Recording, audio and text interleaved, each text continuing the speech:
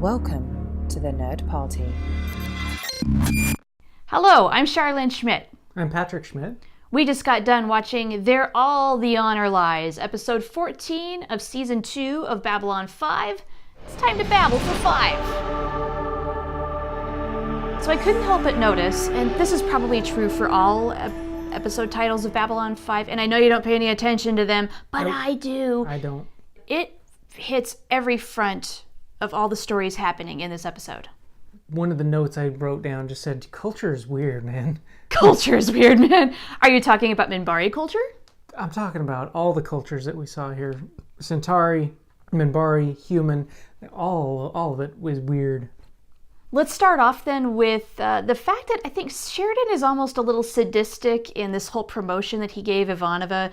He finds a task that he knows that she's going to hate and assigns it to her. Yes, absolutely. Poor Ivanova. The assistant to the regional captain. Yeah, so what did you think about the Babylon 5 gift shop / Deep Space franchise? Until it became personal, everyone was fine with it. But then... Right. And then Londo had it be personal, and then Sheridan had it be personal. We don't need this. No. We don't need the Babylon 5 Halloween Superstore. So let's talk a little bit about Londo and Veer and this whole situation of Veer possibly being reassigned. It's kind of an interesting evolution. What has happened with all that he's seen Londo do, eating away at him. And yet I feel even worse for him knowing that he doesn't really have anywhere to go if he does get sent away. It's not like there's all of a sudden this closeness and warmness between him and Londo. You don't think so? No? No. Londo stands by Veer because Londo knows that Veer knows his secrets. Londo never acts out of anything but pure self-interest. And while that may be true, I disagree. I thought there was actually a genuine show of heart on Londo's part to stand by Veer. He potentially sacrificed his appointment to Babylon 5 if Centauri government was actually going to go through with reassigning.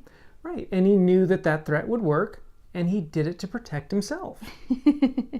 I want to think that Londo actually does care a little bit for Veer's secrets, or no. Now, how about this plot where, I don't know, is he a speciesist Minbari, a Sean? He's part of this whole plot, essentially, to frame Sheridan. This whole thing, from the very beginning, we've been told John Sheridan on Babylon 5, tensions with Minbari, he's known as Starkiller. Is this going to bring some problems? Yes. Yes, it has. And through no fault of his own. I think if it had been anybody else, he would have had to have been like in the brig or held like on house arrest in his quarters or something, because he's a suspect. He did kill somebody.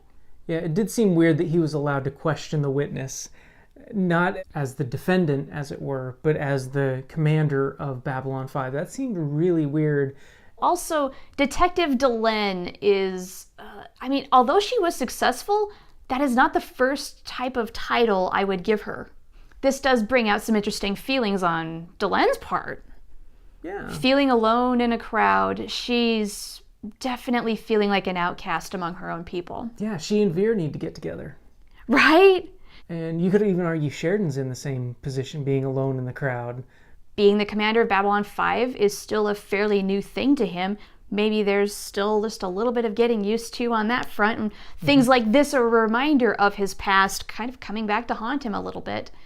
Getting back to this idea, culture is weird, man.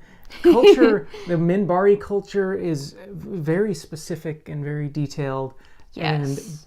But also values very different things. It's weird to watch that unfold in juxtaposition against other species and other cultures. And I think that's what Babylon 5 is. And in part, that's why you run into so many problems. The gears are just now clicking for me on that idea. I mean, if you just even think about how human cultures get into messy situations amongst ourselves, now we're throwing other societies with very different cultural values and standards into the mix. Yeah, we're going to have problems. Final thought on this episode is Kosh's lesson with Sheridan.